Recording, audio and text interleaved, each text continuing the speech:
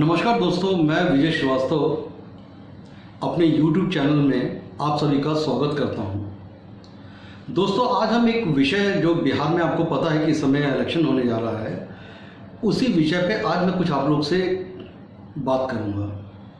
आपको पता है कि नीतीश कुमार जी इस समय वहाँ पे सत्ता में है, रूलिंग पार्टी में है, और उनके साथ बीजेपी उनका अलायंस है। दूसरे वहाँ पे लालू प्रसाद जी के बेटे तेज प्रताप सिंह जी और तेजस्वी यादव जी,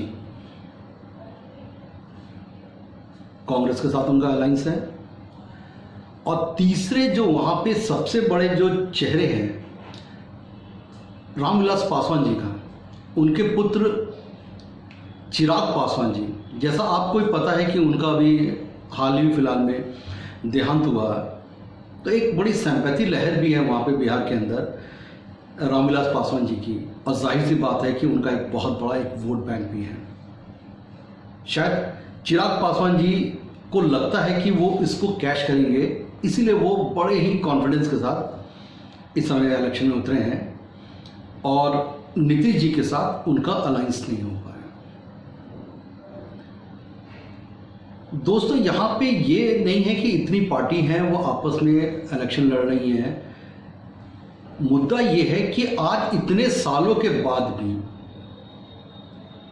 हम किसी कैंडिडेट की क्वालिफिकेशन के हिसाब से हम इलेक्शन नहीं लड़ते हैं।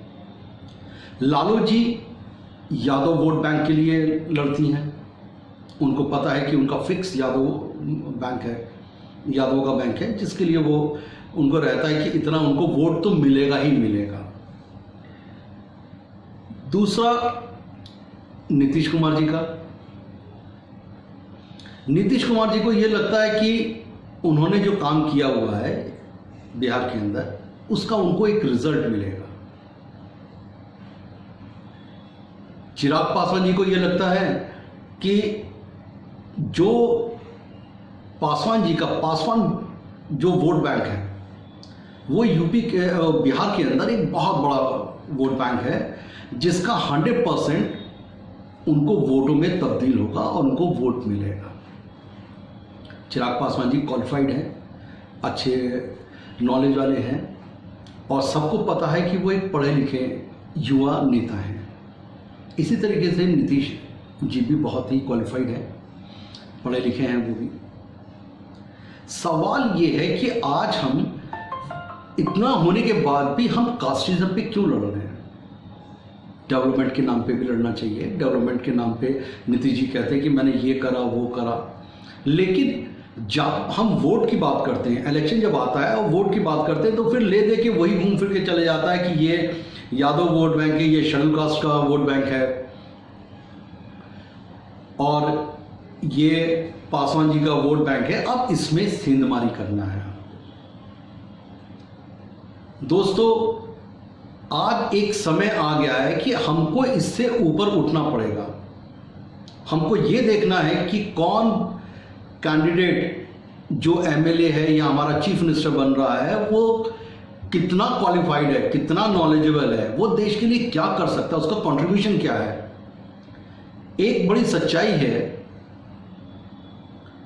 कि आज तक जो भी पॉलिटिकल लीडर रहा, ऑन पर एक परसेंटेज मैं सिर्फ बात करूंगा, ऐसा नहीं है कि सभी जितने भी चीफ मिनिस्टर या एमएलए एमपी बने वो क्वालिफाइड नहीं थे, बहुत क्वालिफाइड थे। फॉरेन से सब पढ़ के आए थे, कुछ मैनेजमेंट करके आए, कुछ इंजीनियरिंग करके आए हैं, कुछ आईएएस और आईपीएस भी हैं। लेकिन डिपेंड ये करता है कि आज की डेट में हम जिस चेहरे के नाम से पे आ रहे हैं पब्लिक के सामने, हमको ये भी देखना पड़ेगा कि वो कितना क्वालिफाइड है। और उस चेहरे की छोड़िए, उस पार्टी के अंदर कम से कम एक, आज आप एक प्यून होता है, एक क्लर्क होता है, उसका ग्रेजुएट आप देखते हैं कि अगर क्लर्क है तो वो ग्रेजुएट होगा तो एलिजिबिलिटी होगी, अगर प्यून है तो वो कम से कम नहीं तो हाई स्कूल और 12th तो हो, जो कम से कम कुछ पर्चा भी पढ़ ले। लेकिन एक पॉलिटिक्स एक ऐसी चीज़ है जहाँ पे क्वालिफिकेशन कोई मायने नहीं रखती है। आप कितने भी जोड़ तोड़ में कितने माहिर हैं, ये आपकी क्वालिफिकेशन है। आप कितने बार जेल में गए हैं, ये आपकी क्वालिफिकेशन है। आपने कितना क्राइम करा है, आप पे कितने एफआईआर आपके नाम पे हैं, आप किस किस थानों में आपकी कितनी जान पहचान है, एडमिनिस्ट्रेशन में क्या जान पहचान है, ये सब आपकी क्वालिफिकेशन है। यहाँ पे आपकी एक्चुअल क्वालिफिकेशन बहुत पीछे रह जाती है। दोस्तों, हमको ये सोचना पड़ेगा कि लंबे समय में आने के लिए अगर हम चाहते हैं देश की तरक्की हो, तो हमको इन सब चीज़ों से हट के हमको ये देखना पड़ेगा कि कौन आदमी कितना क्वालिफाइड है, उसकी क्वालिफिकेशन क्या है। जो क्वालिफाइड होगा, जो कॉलेज गया, वो कॉलेज वालों की दर्द को समझ सकता है, उसकी सोच वैसी होगी। लेकिन अगर कोई क्वालिफाइड नहीं है तो उसकी सोच बड़ी छोटी सी होगी। और आज आप ऐसे आदमी को जिता देते हैं, अब किसी को वोट देके आप उसको गद्दी पे बैठा देते हैं, तो कभी आप सोचिएगा कि वो 5 साल तक अपनी मनमानी करेगा। हो सकता है आपकी स्टेट को वो 5 साल की जगह पे 20 साल पीछे लेके चले जाए। तो प्लीज अब आप जाति को पीछे छोड़ के एक क्वालिफिकेशन, एक अच्छी सोच के साथ आगे बढ़े और ऐसे लोगों को ही जिताएं या ऐसी पार्टी को ही जिताएं जिनका जो क्वालिफाइड हो। ये नहीं कि वो मेरी कास्ट का है तो मुझे उसको वोट देना है, वो यादव है, वो कायस्थ है या वो पासवान है, मुझे ऐसे लोगों को वोट देना चाहिए। बिल्कुल नहीं, बिल्कुल स्ट्रिक्टली मना करिए कि मुझे ऐसे लोगों को वोट नहीं देना, मुझे उन लोगों को वोट देना है जो हमारे स्टेट को आगे बढ़ा सके और वो क्वालिफाइड हो।